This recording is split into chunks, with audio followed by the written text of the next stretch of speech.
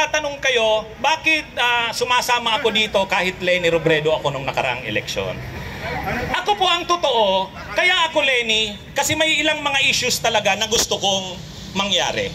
Una, gusto ko talagang mapanagot si Duterte sa mga krimen niya nung panahon niya. Human rights lawyer po ako eh.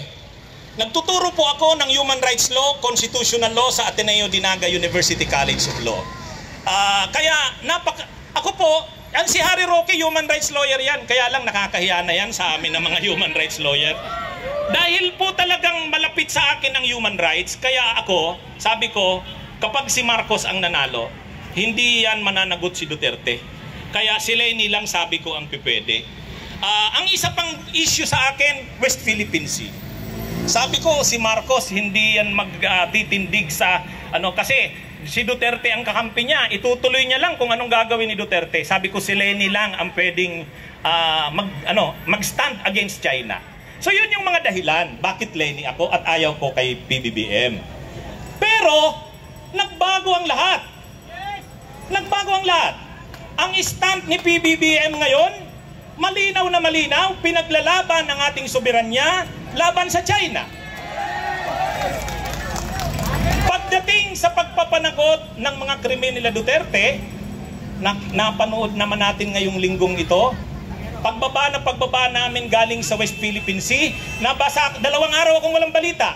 Ang nabasa ko, nag-browse ako ng mga balita, mag-iimbestiga na ang Kamara ng mga krimeng nangyari noong panahon ni Duterte. At noong nakaraang linggo, ang Department of Justice ay hininga na ng Malacanang ng briefer, DOJ briefer. Ibig sabihin, open na ang Malacanang. Open na sila sa kung anumang options. Gusto lang nilang ma-brief ng lahat ng options, legal option. So magandang development ito. At dahil kayo mismo na mga solid Marcos supporters, kayo na ang humihingi na papasukin ang ICC, mag-cooperate ang ICC, at susuportahan din namin yan, susuportahan yan ng mamamayan. Sa tingin ko, sa tamang panahon, magbabago ang stand ni PBBM.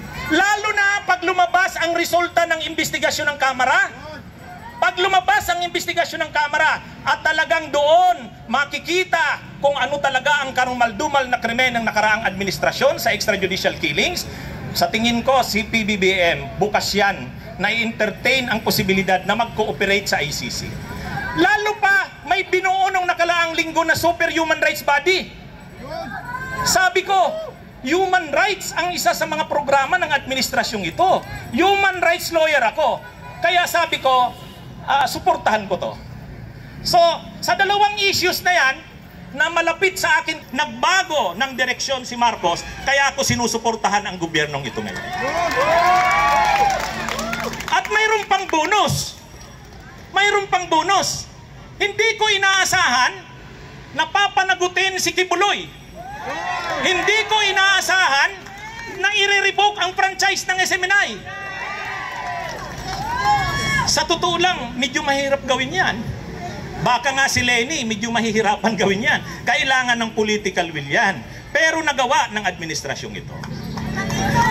Bagamat mayroon ding mga issues na hindi ko masuportahan tulad ng Chacha. Pero isang tabi natin yan. Dito tayo sa nagkakaiso tayo. China, ICC, at magpaparesign kay Sara. Magkakasama tayo dyan.